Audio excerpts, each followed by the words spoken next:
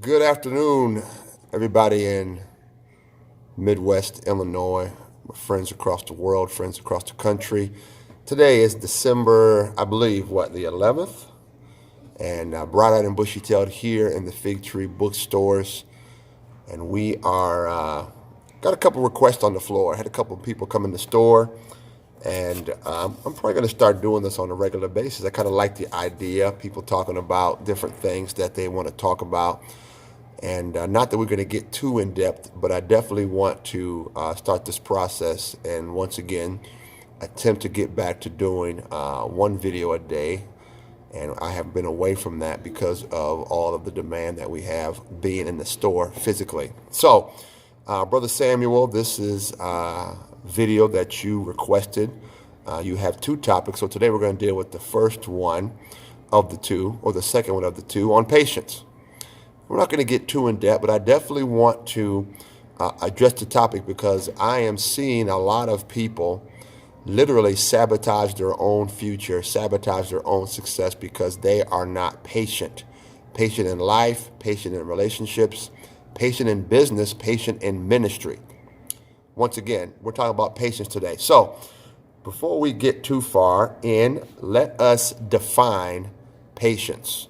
Webster says patience is this: the capacity to accept or tolerate or delay trouble or suffering without getting angry or upset. Once again, what is patience? Webster talks about it as being the capacity to accept or tolerate delay, trouble, or suffering without getting angry or upset. So right now, that eliminates a lot of people that are listening right now because you get so upset when things don't go your way. You do not have the capacity to tolerate being uncomfortable. And then guess what? No one likes to suffer. You must develop the capacity to handle suffering. So I'm going to give you 4 quick points or solutions, things that you can implement right now, immediately, to start to develop patience in your life. And I will say this, bold proclamation: you will not get anywhere in life if you do not develop patience. I'm going to say it again. You will not get anywhere in life if you do not develop patience. You have people who are closet angry junkies, meaning they're one day, one way at work, and then they come home and they just unload on their wife, unload on their husband, unload on the kids, unload on the pets, unload on the goldfish. Or you got pastors out here who are so pleasant on Sunday, but then they get home and they are just monsters to their own wife, monsters to their own families. And guess what? Sooner or later, that's going to catch up with you, AKA in a divorce, AKA in physical abuse, AKA in substance abuse. So that's why I can boldly say you must develop patience if you're going to grow, let alone go anywhere in life. So 4 quick points. Number 1, you must get in touch with the opposite emotion of patience, which is, and this is pop psychologists, anger, okay, and being upset is the opposite emotion of patience. Now, I'm not here to agree. I'm just simply citing research so you can have an understanding about what we're talking about. Pop psychologists suggest that the opposite of patience is extreme anger or extreme irritation, sometimes played out in the blame game, sometimes played out in obsessive decisions because you're trying to avoid being patient. So be in touch with that. What is it that happens to you when you are unable to handle the situation or circumstances? Okay, that's the first thing. Be truthful to yourself. Why can't I be patient, or why can't I develop patience?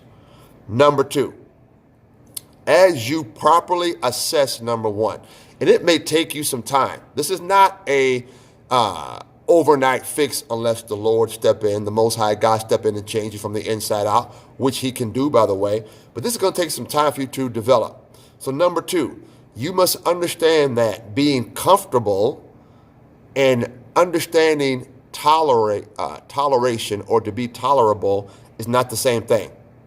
I'll give it to you like this. Being comfortable is ground zero. Being happy is plus one. Being angry or toleration is minus one, because I can tolerate some things without being angry. So you have to understand where you really are. Okay? Are you trying to achieve being comfortable? Or there's a lot of people out here who have learned to live with a certain level of discomfort called I can tolerate this or I can stand this. Okay, that's not being patient, because patient means that I can be ground zero without tolerating something. Okay? Don't miscalculate, oh, I'm a patient person, but secretly you're secretly tolerating negative behavior. No, I'm being patient with your negative behavior because I'm not letting your negative behavior, or let alone something that happens to me that's negative, affecting my outlook or my decision-making processes, right? So number one, get in touch with the opposite emotions of patience. Number two, understand that ground zero, okay, is comfortable. Happy's plus one, toleration is negative one. And you go as the scale grows, okay? Number three, once you understand and once you assess where you are, what is your quote unquote ground zero disposition, right, as a human being, then you must assess and understand and study your triggers. What causes me to be angry? What causes me to be upset? What causes me to act versus evaluate versus engage? You have a lot of people who, instead of being patient, they go right to engagement, they go right to acting, they go right to evaluation, meaning they make snap decisions, snap choices, snap judgments without being patient enough to gather in all the information or all the truth or all the facts.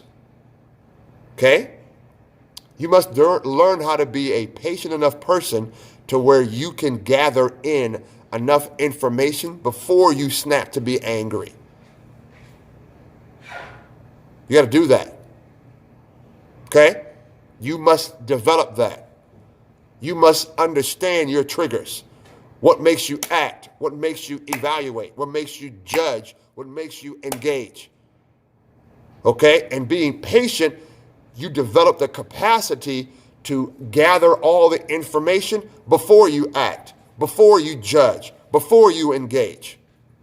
Now, we're not talking about survival here, because sometimes you have to make a quote unquote sound judgment based on limited information. We're not talking about that. We're talking about standard methods of operation. Okay? And then number four, once you get in touch with the opposite of patience, once you understand what your quote unquote standard operation is, being comfortable, being a person who tolerates, happy is plus one, negative is minus one. Number three, know your triggers. What causes you to act? What causes you to evaluate? What causes you to engage? Then number four, now is when you can begin to understand how to develop patience, which means patience must be cultivated. I'm going to say it again. Patience must be cultivated. You must be aware what makes you angry. You must be aware what makes you irritable. You must be aware of, why am I really angry? Is it really what someone else has done to me? Or is it something that I cannot let go of or process myself? What allows me to be comfortable? What do I simply tolerate for toleration's sake? Are you really comfortable, or are you really grown into a lifestyle of simply tolerating pain, which, by the way, is not patience? And then three, know what gets you upset. Know the triggers.